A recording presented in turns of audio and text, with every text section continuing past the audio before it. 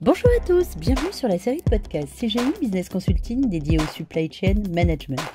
Avec la crise sanitaire, les supply chains ont été fortement impactés.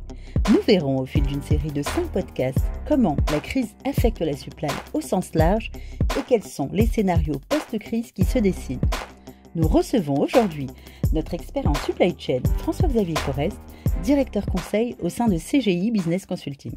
Alors, François-Xavier, bonjour, vous êtes spécialiste en supply chain depuis plus de 20 ans dans les secteurs de l'industrie et de l'énergie, et vous allez d'ici quelques instants nous en dire plus sur les différentes turbulences que la supply chain connaît. Selon vous, quels pourraient être les game changers d'une chaîne d'approvisionnement ? Bonjour Fatia et merci. Vraisemblablement, des changements plus ou moins profonds devront s'opérer afin que certaines organisations restent pérennes, voire survivent. Toutes les entreprises, et cela était vrai avant la crise Covid-19, cherchent à adapter au mieux leur chaîne d'approvisionnement pour des raisons de consommation, de criticité de produits, de géographie, de stock et des raisons environnementales. La crise générée par le Covid-19 montre aussi les limites des approches actuelles d'ingénierie logistique, et pour ne citer que, du fait du ou des niveaux d'incertitude. Les données chiffrées des scientifiques ou des économistes ne cessent d'être discutées, rediscutées, revues à la hausse ou à la baisse en fonction des thématiques. Qui peut se targuer d'avoir anticipé les effets induits du Covid-19 sur l'ensemble des chaînes d'approvisionnement ? C'est un peu comme si nous disions que les éléments prédictifs étaient annulés à cause de circonstances exceptionnelles. À quoi nous servent alors les prédictions ? À cela s'ajouteront peut-être les inducteurs stratégiques suivants. En cas de répétition de crise sanitaire, les thématiques santé et hygiène modifieront substantiellement les chaînes.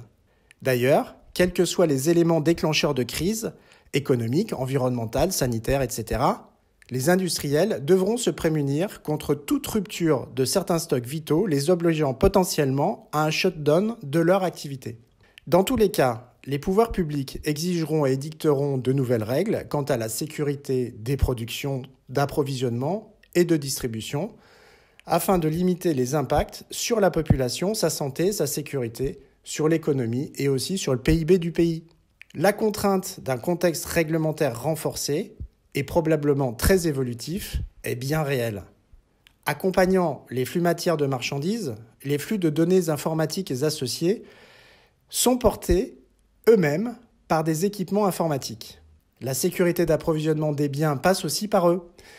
Or, aujourd'hui, les technologies de l'information s'appuient de plus en plus sur des mutualisations et des échanges entre data centers régionaux et mondiaux, formant le cloud. Les logiciels full web, Software as a Service, SaaS, sont portés par le cloud.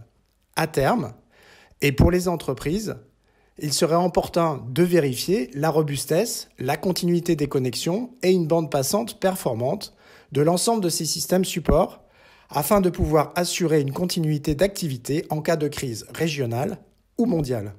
Merci beaucoup François-Xavier, beaucoup de changements s'annoncent donc, il va falloir que les différentes chaînes d'approvisionnement s'adaptent. Comment voyez-vous le futur et les évolutions des supply chains ?